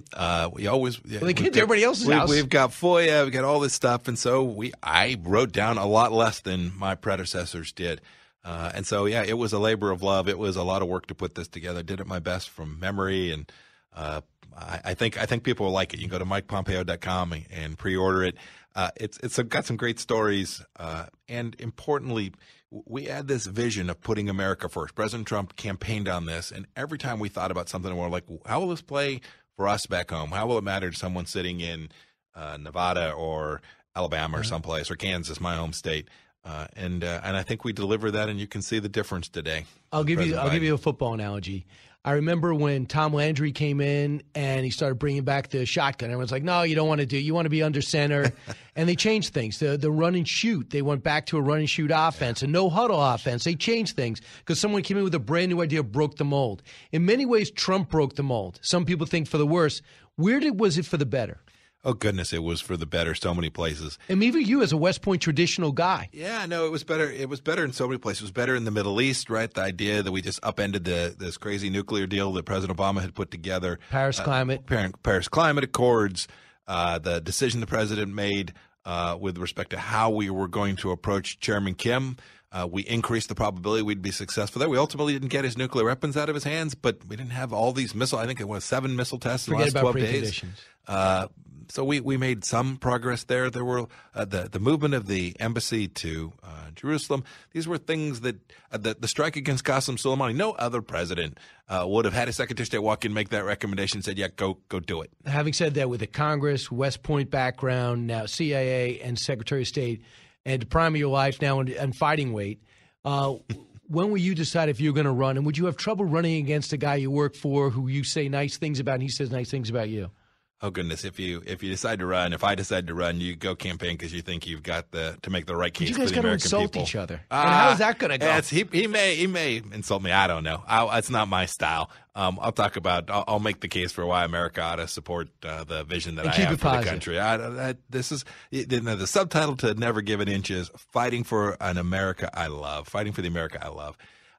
This country matters. I've been at this for decades now, Brian, and I'm prepared to continue to stay in the fight. I don't know if I'll end up running or not, but if I do, it'll be about my vision for what our grandkids ought to be looking for. Mike Pompeo, thanks so much. Thank you, Brian. Great to have the quality time. Back in a moment.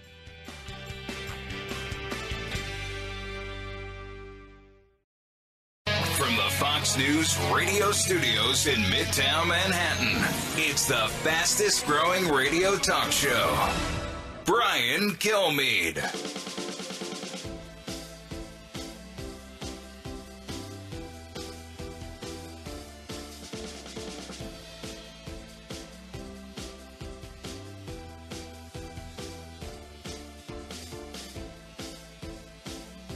Hi, everyone. Welcome to the latest moments of the Brian Kilmeade Show. I appreciate you being here on this Columbus Day, especially if your schedule got broken up and now you're listening to the radio for the first time, kind of driving in your car. You have the day off, so I appreciate it.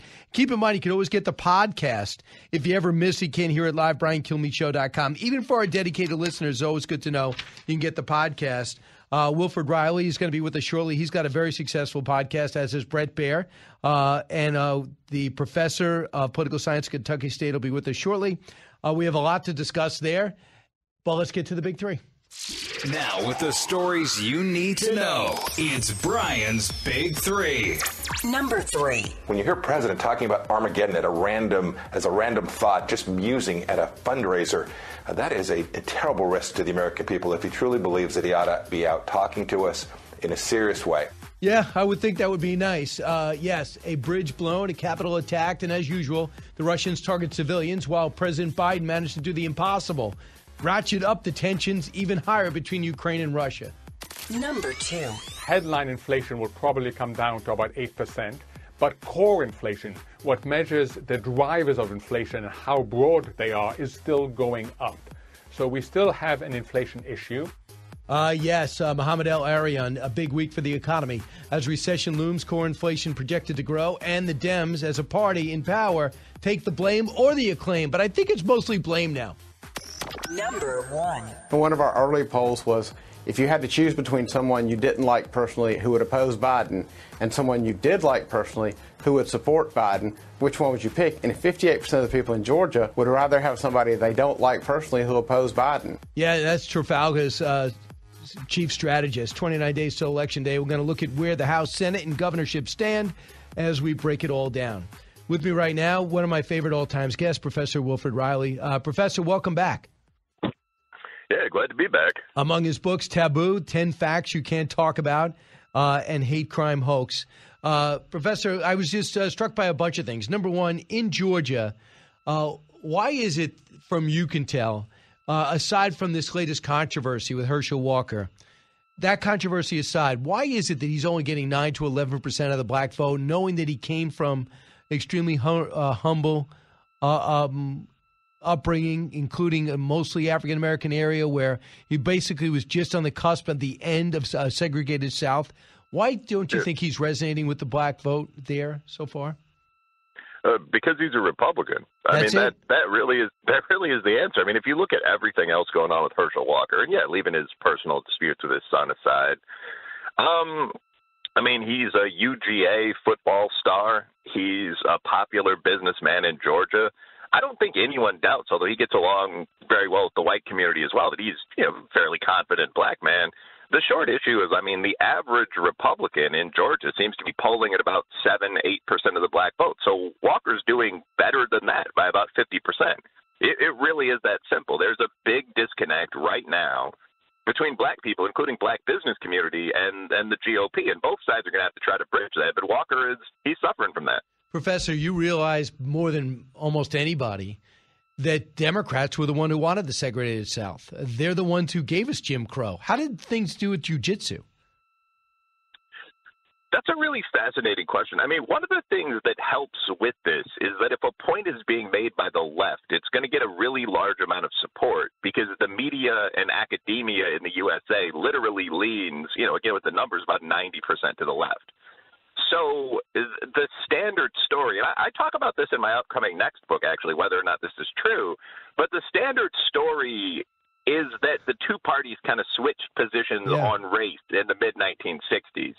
The reality, though, is that what you said is simply correct. I mean, prior to that, the Republicans were the explicitly pro-slavery, pro-segregation party in much of the country, or the Democrats were the explicitly pro-segregation, pro-slavery party in much of the country. I mean, the Dixiecrats were an offshoot of the Democratic Party, so on down the line. So there's definitely a lot that's gone into making, again, normal, successful black people think that they would never vote GOP. And a lot of that is based on kind of information that's just not real. I mean, we talked about this once, but there's a well-done study done about a year ago that asked black people and white liberals how many unarmed black men they think are killed annually by the police. And the average answer was between 1,000 and 10,000. So if you consume, and the actual number, of course, is like 10 to 20. So if you consume a lot of mainstream media, you really feel the USA is a lot more racist than it is, and you tend to put a lot of the blame for that on sort of the conservative, traditional side in our debate. That's not really fair, but it's definitely affecting Walker.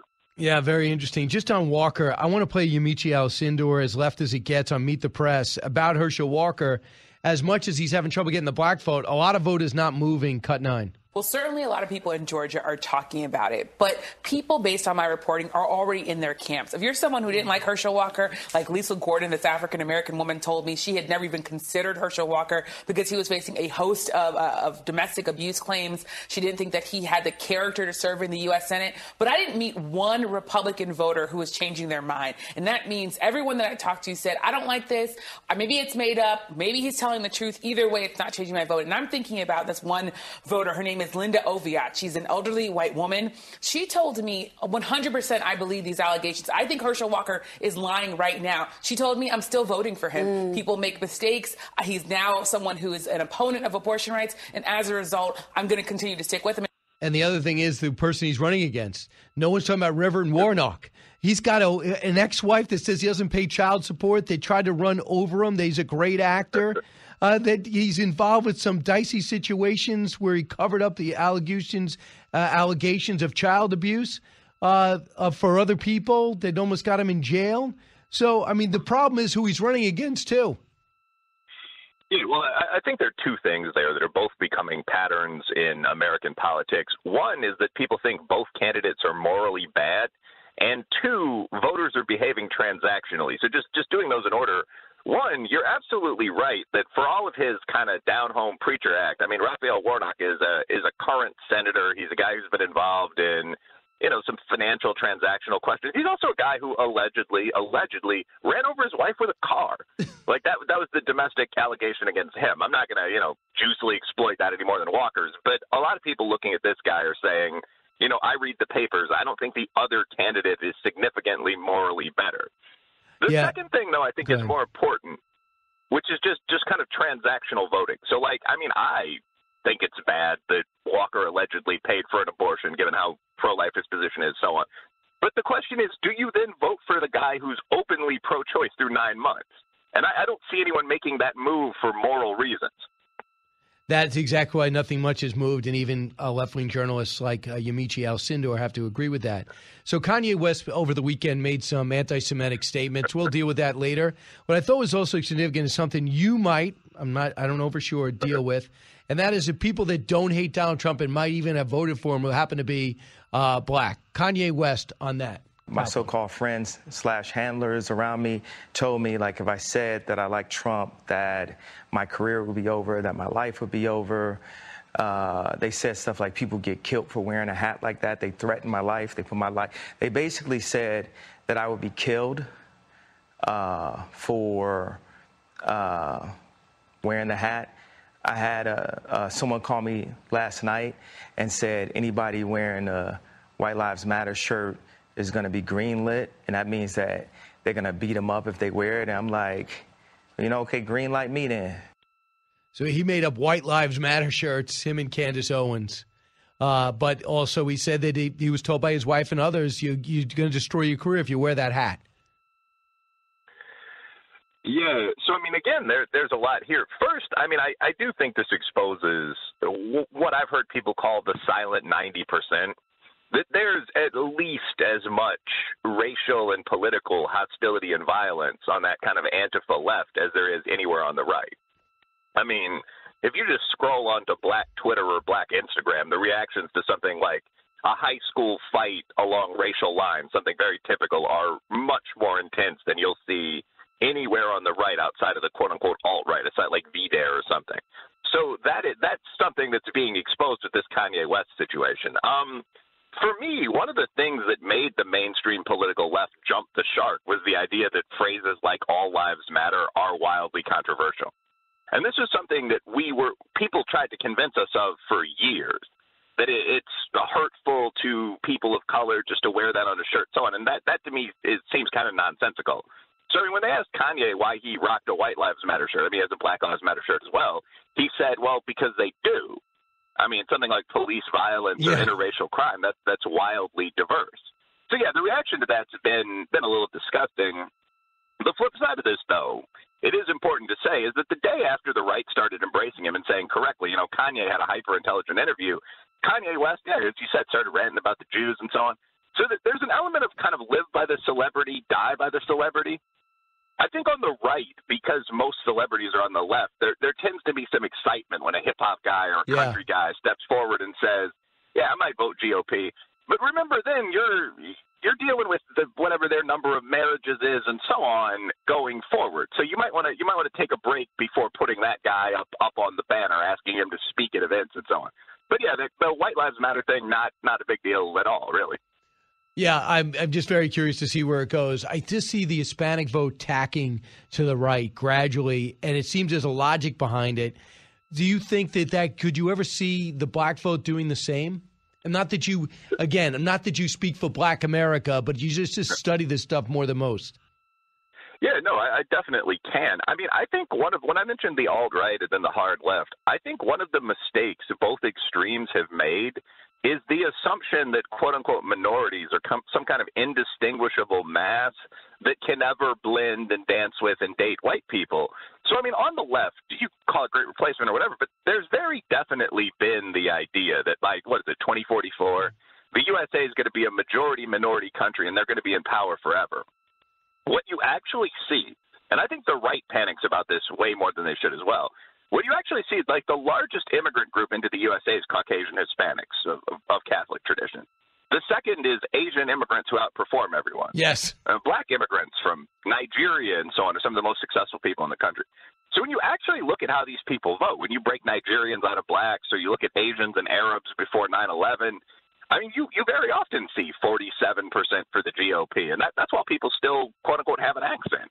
I don't think fourth-generation Asian kids or something like that are going to be a committed Democratic voting bloc at all, especially as you start seeing affirmative action in the courts and so on. And the same thing is true for Hispanics. One thing also, the quote-unquote racial reckoning irritated almost every Hispanic person I know, because it seemed like black guys and white guys fighting, sort of, about whether there's oppression in the modern USA, about whether we owe reparations, this kind of stuff. And some guy who came here penniless from Oaxaca and now owns a construction business really doesn't have any sympathy there. Like, no horse in the race, but certainly not necessarily backing the quote-unquote minority side there. So, yeah, you've seen the Hispanic vote shift very far right. I think the Republicans now are 1 or 2% behind with Hispanics. So those aren't unchangeable voting blocks. Right. The other thing is, I know people behind the scenes when you put together a campaign. If I was to have Professor Riley run for office, I'd have to break it down to different sections and where to campaign and where you – I understand. Besides that, we should stop talking so much about race and ethnicity. I've been doing this 25 years on Fox in particular. And in the beginning, we weren't really talking black and white that much. We were just talking about Americans more. And we were just talking about different issues. Now everything's, the black community, he's black, he's white, he votes for this person, he votes for that person. There's a black candidate that it used to be, he's got a military background or she's got a military background. Now all of a sudden it's black, white, and I just think we're becoming we hyperventilate about all ethnicities, and that whole melting pot thing never even comes up anymore. But over the weekend, Tommy Tuberville was campaigning with President Trump. Here's what he said that's causing some controversy. The Democratic Party, they have a majority. They could stop this crime today. Some people say, well, they're soft on crime. No, they're not soft on crime. They're pro-crime. They want crime. They want crime because they want to take over what you got. They want to control what you have. They want reparation because they think the people that do the crime are owed that. Bullshit. They are not owed that. What's your take on he's getting the senators getting a lot of criticism for reparations in that statement? Well, I think that's the kind of thing people say at political events. Like, I mean, if I were analyzing that seriously, I'd point out that 65% of criminals aren't black and so on. So actually, there's a deep point there, which is that the laws that are designed to some extent help black criminals, like bail reform, are an unjustified blessing for that 70% of white and Spanish criminals. I will say that as a sideline. I mean, so if you think that you're helping an oppressed group in the country by, lessening the penalties on crime, you're also helping every criminal from every other group, and you're hurting all of the victims that themselves are black or African American. But in terms of his main point, I don't find his statement wildly offensive. You hear stuff like that at every rally. But I do think in terms of his main point, I don't believe that an important point is that good faith liberals actually believe the crap they're saying. So, I mean, the idea, I think, is something like, and these ideas are hard to understand once you're outside the academy. I mean, they seem kind of nonsensical. But the idea is that crime is caused by deeper factors like a lack of trust in the criminal justice system, which is seen as racist, or maybe just poverty or something like that. So if you end police violence and at the same time you support things like social work programs and midnight basketball and so on down the line, crime will go down. There's no evidence of that. I think what makes crime go down is, bad boy cops throwing criminals in jail. Dr. Professor Wilfred Riley, thanks so much. Always great. Thanks a lot. Have a good one. You got it. Come back with your calls. Brian Kilmeade, bottom of the hour, Brett Baer. Don't move.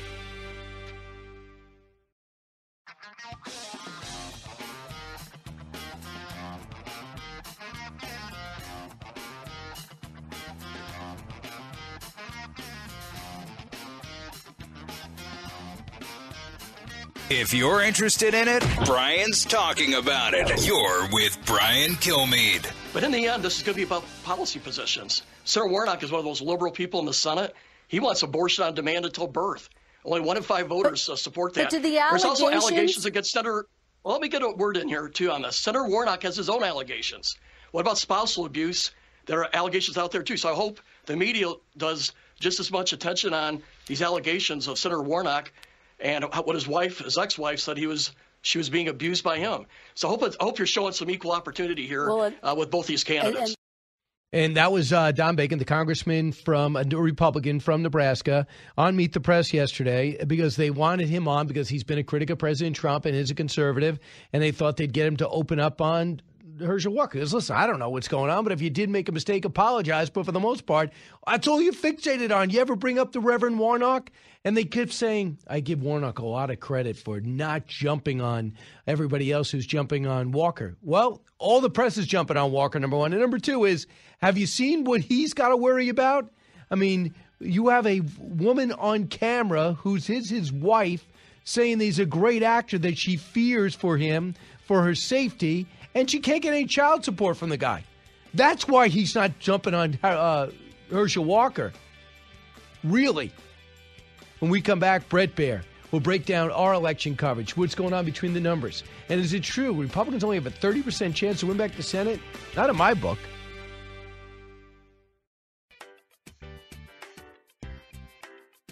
radio that makes you think. This is the Brian Kilmeade Show. Crime is a big issue, and we talk a lot about inflation, we talk about abortion. Most Republican candidates are running on crime, and particularly in Wisconsin, it is working to devastating effect on Mandela Barnes. Republicans, Ron Johnson is someone who should be very vulnerable, but he has been hitting this crime issue, and in some places it's just going to work better than others. And in Wisconsin, it is working. I asked somebody, a plugged-in political operative in Wisconsin, why is it working so well there? He said one word: Kenosha. And that is true. And that's why big and small towns, crime is resonating. I don't know really a list that doesn't have crime 2 or 3. Bret Baier joins us now, chief political anchor of Fox News. He's been a special report guy. You know that. You're going to see him at 6 o'clock tonight. But, Bret, you've been drilling down on this. Crime is emerging each and every week a little bit more prominently. Don't you agree? Yeah, it is a big issue. It's evidenced by how many candidates are using it in their ads. And Wisconsin is having an amazing effect as far as its ability to take down Mandela Barnes, who was leading over Ron Johnson. Now Mandela Barnes' own words in past videos are just surfacing every day. Republicans are putting them out there, and he just can't walk away from them, whether it's defund police or, relook at the social fabric or let people out of jail. It's just not a message that sells in a place where crime is a concern. And Kenosha brings up, memories of those riots. So it was interesting. CNN, of all places, reported that he backed abolishing ICE. He's backed reducing police budgets and defunding law enforcement. He said this at various times. So now he's trying to back off and work around the edges. 2 years ago, that might have worked. Now it doesn't. Then yesterday, we hear about a shooting down the block from Lee Zeldin's house. His 2 16-year-olds run to the bathroom, call 911. The other one calls their dad, who's running for governor. And he's on the Bronx at a Columbus Day parade. And then he goes out on the urging of everyone. The press was outside. They wanted to talk to him. And listen to this exchange, cut 13. Some would say that maybe when your family has just been through this, it might not be a good time to talk politics. What would you say to critics who might say that? You're talking about politics. I'm surprised that you or someone else might even look at it that way. I mean, at what point are we supposed to talk about the crime on our own streets? I'm standing in front of crime scene tape in front of my own house. You can't get me more outraged than right now. I mean, is that an unbelievable question? They go, instead of doing one-on-one interviews, we used to go out and address the press, and that's the first question. Why are you addressing the press? I know.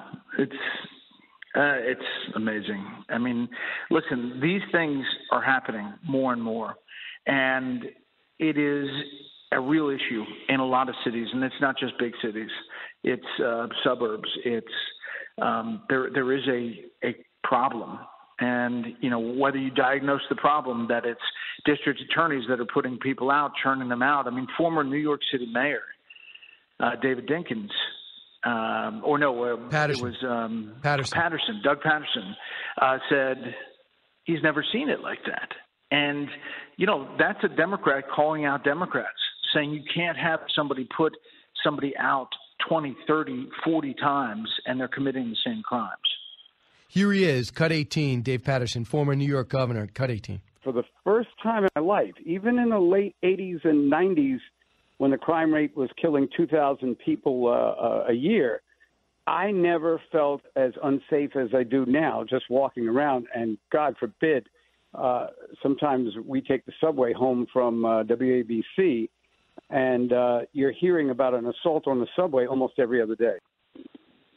So this is somebody with a little bit of a perspective and a Democrat, and he can't believe what's going on right now. And now we have this sub story of illegal immigrants to the tune of 13,500 in New York City, now walking around hotel rooms that put up for free saying, we have no money and clothes. Can you help me? So they're begging other hotel members, can you give me clothes? And now they're building a tent city at Randall's Island. So this is a combustible mix. It's very combustible.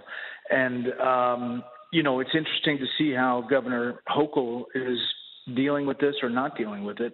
And not at all, by the way. She's not. Maybe some of those polls that have Zeldin closing are real. A lot of Democrats look at that and say it's New York. It's not going to happen. But, those issues are real for people that have to live day to day. No doubt about it. And one other thing is real is what's happening. Yeah, Georgia, Arizona, Nevada, perhaps New Hampshire, Pennsylvania. They could go either way depending on the day, who's closing, what issues are hot, and what's going on with the candidate. No doubt about it. Herschel Walker had an explosive week last week. Do you think, for the most part, he survives this? Because listen to what Terry Moran of ABC said he found on the ground, cut 11. Not as great an impact, obviously, as it would have had 10 years ago. There is a sense now that as long as the guy is on your team, that the most important issue in American politics isn't what you believe in, it's who do you hate. And while Walker's not a hater, parties are now that antagonistic that it's clear millions of Republican voters will overlook something that would have destroyed a candidacy just a few years ago. What do you think? How does this resonate if the story doesn't move again? I think Moran is largely correct, probably overselling it a bit about that it doesn't make any difference. I think that it does make some difference. And I think last week hurt Herschel Walker. But in the big picture, it was last week. We have 4 weeks to go, and they're going to sell it as this could be the linchpin to control of the Senate and to balance out what they see as progressive policies from the Biden administration. So that's a real big selling point in Georgia. And I think there's some element that's right, but I do think last week took a toll on Walker. Yeah, when he came out that he's been accused of paying for somebody's abortion, and then he has another kid with the same woman, and says he wanted me to abort the second one too, and then he had his son erupt. But he still denies that he paid for anybody's abortion. Let's talk about the other major issue, number one, the economy. Mohamed El-Arian, he's been a guest with you, chief economic advisor for Allianz. He says the Fed has not helped, and this administration has not helped us get inflation down and our economy turned around. Here's why. Cut 25. So it's made two big mistakes that I think are going to go down in the history books. One is mischaracterizing inflation as transitory. By that, they meant it is temporary, it's reversible, don't worry about it. That was mistake number one. And then mistake number two, when they finally recognized that inflation was persistent and high, they didn't act. They didn't act in a meaningful way. And as a result, we risk mistake number three, which is by not easing their foot off the accelerator last year, they are slamming on the brakes this year, which would tip us into recession. So yes, unfortunately, this will go down as a big policy error by the Federal Reserve. And the Federal Reserve has come out and says, I predict pain instead of a soft landing. So these are some comparisons by somebody not really a politician. He's a numbers guy. Yeah. And I think that that's right. But remember that the Biden administration in monetary policy has something, opposite of fiscal policy. And as this is happening, the Biden administration is saying it's transitory. Don't worry about it right now. It's going to wake away. Then the next thing they do is they find out that inflation's sticking around. But what do? They pass massive spending on Capitol Hill. Not just once. They do it then with student loans and add to the exacerbating problem. But according to most experts, the more money you're funneling in, the more problem the potential is for inflation to stick around or even go up. So then the Fed comes in and says, we got to slow this down. It's burning too hot. And that's right. They may slam on the brakes so much that we really hurt as a country for a while. So big picture question, because you go out, you have a social life, unlike people who do morning shows. I want to see if you can subscribe to what Bill Maher said over the weekend. Cut 24. This is what is wrong with this country. Our real division isn't between red and blue. It's between the people on both sides who aren't willing to mingle with Americans outside their political tribe and so have no idea what they're really like, and the people on both sides who are willing to do that. Of course, Mark Fincham never met a Biden voter and probably thinks Democrats eat babies because everybody he knows voted for Trump, because he never leaves his hermetically sealed right-wing panic room. And I could say the same of many liberals who would never even talk to a Trump voter. I asked a friend of mine recently if he wanted to come to a little party I was having, and when he found out one of the guests had voted for Trump, he told me he wasn't coming because, quote, I wouldn't breathe the same air. Okay, there's a word for people like this. So I was obviously an expletive. What about you? I mean, you hang out in Washington for a long time now. You weren't born there. Do you notice a change over the years you've been there? I will tell you, Brian, that behind the scenes Washington is a lot different than public Washington. Yes, it's far more divisive. It's far more partisan. But there is an effort to at least listen to the other side. And there are a number of moderates in Congress who really try to reach out on both sides of the aisle. Now, I agree that there are pockets where they don't listen at all to each other and almost despise just seeing each other at some event. And that's really bizarre to if you think about it. I mean, we as a country could do well to just listen first and then and then argue about what we disagree about, but agree with what we agree on. I mean, if they went by that goal on Capitol Hill, we could get a lot done. But to your question, there is mingling, but it's not as much as it used to be, and there are pockets of craziness, as Bill Maher describes. Which makes you not want to go out. I'll stay home. I'm happy to stay home. Yeah. I'll go to a Fridays and I'll order in. Brett, congrats. I know your book's out on paperback, right? To Rescue the Republic? Is. Yeah, thank you very much. It's going well, and I'm working on another one. Wow. Ulysses S. Grant, The Fragile Union, and the Crisis of 1876. Go pick it up. Brett, thanks so much. I look forward to seeing what you have in store for us this week. All right, we'll see you. You got it. When we come back, I'll finish up with your calls, 1-866-408-7669, and tell you the latest what's going on with the war in Ukraine as the Russians, frustrated and humiliated after the blowing up of the bridge, start rocketing Ukrainian cities again. You're listening to The Brian Kilmeade Show. Learning something new every day on The Brian Kilmeade Show.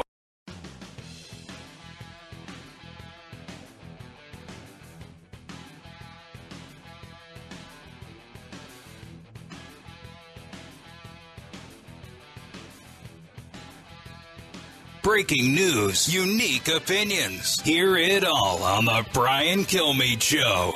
Dwayne Johnson went on to be a huge success in the wrestling world as The Rock. In 2001, he made the jump to film, and after some early success, Hollywood tried to mold him into a typical leading man. They said, okay, great, but now here's what you have to do. You have to stop working out as much. You have to lose weight. You can't call yourself The Rock. You can't talk about wrestling. Let's stay away from all that. These are all the things they told you. Don't be this anymore. No, that's right. So I tried that. Tracy, I tried getting smaller, losing weight. It all felt wrong. And once you started being yourself... That was it. When that happened, a funny thing happened. Hollywood conformed around me. And years later, I'm sitting here with you. And that's The Rock. I guess he has more movies coming out. Is that why he's doing all this? Or he probably has a series. He's a conglomerate himself. But he's right. You know what this sounds like? Schwarzenegger. Schwarzenegger was the same thing. You got to lose the accent. You got to stop with the bodybuilding. He ends up being a superhero and still does things like the Kindergarten Cop. We forgot that. He was #1 box office guy too, wasn't he? Oh, he was fantastic. Yeah, he was great. You're right. And then also it sounds like when we had John Crist in last week saying, you just do comedy based on who you are. No one can steal that. And then people feel like they know you. Right. And you do well. Now, a lot of people told me you can't be on television unless you stop working out. And I said, no, I'm going to make television conform to me. Can you imagine if I stop working out? I can't. I mean, how far away would Ainsley have to sit from you then? That'd be unbelievable. That being said, then, who is really putting the divot in the couch? Is it you or Pete? It is Pete. There's no question. So he works out more than you. I would say, yes, or whatever it is. Pete's a very fit young man, but I would say the couch is already dipping after one weekend, which is unbelievable. That's some bad cushion. I mean, that's not what you get from Raynor and Flanagan. Raymore and Flanagan? Yeah. Raymore Flanagan. I guess they're not going to be sponsors. Quick thing, quick announcement. I've said it before, but I just want to reaffirm it. Brandon, Mississippi, we're going to be November 12th. I want to see everybody there. Go to briankilmeade.com. And then the next day, don't ask me how we're going to do this. We're going to get to Tulsa, Oklahoma, November 13th. KRMG listeners, I hope to see you there. There's some great seats left. So go to briankilmeade.com. And the President Freedom Fighter's coming out in paperback, added some great information, kind of updated it. So I think you're all going to love it. It's Abraham Lincoln, Frederick Douglass, and their battle to save America's soul. Let's find out there's even more to know. More to know.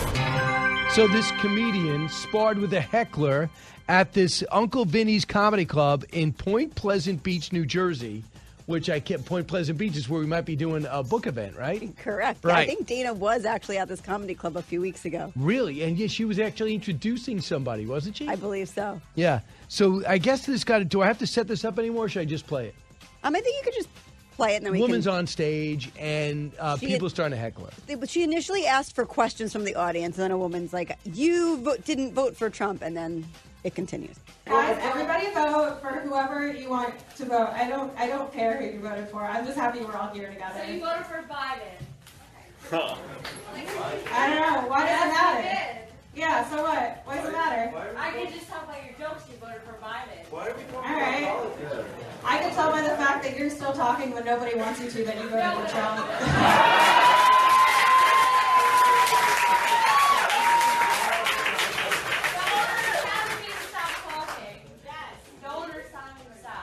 All right, make some noise if you want her to shut up.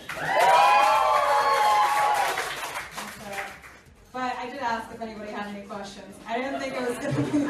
That's on me. That was on me for thinking I could have a human interaction with somebody. That's my fault. No, look, I'm such an insecure person. Here, I'll tell you the rest of that bit, and then we'll move on. I'm so insecure. I went and got an ID. Oh! Come on, buddy. Can't do that. Yo, I'm never coming out with these people ever again. Straight up. And I guess she chugged the beer right after that? Somebody threw a beer at her? Yes, that's what you hear, like the thump, and then she picked up the beer and chugged it, which was lauded. Like, so even, I know we all love Jimmy Kimmel so much, but he said, 5 stars for a flawless performance. He tweeted at her. And then even Patton Oswalt said Ariel wasn't even doing political material. The drunk heckler was craving, well, this is getting more political, but all MAGA craves, grievances and revenge. But Ariel Elias is her name. Correct. And they booked her back again. Apparently it was the woman's husband that threw the beer. Yeah, just ridiculous. It makes anyone who goes to a comedy club, you should be embarrassed if you act like that. Go to a comedy club to be entertained. It's not your time. But she did, as she said, open it up. Anyone have any questions? She did. That is a little bit problematic. She was probably expecting different questions. But yeah, I love their answer. Why does it matter who I voted for? And that's she could easily say, of course, I voted for Joe Biden. Donald Trump is despicable, but she didn't. So I side with the comedian.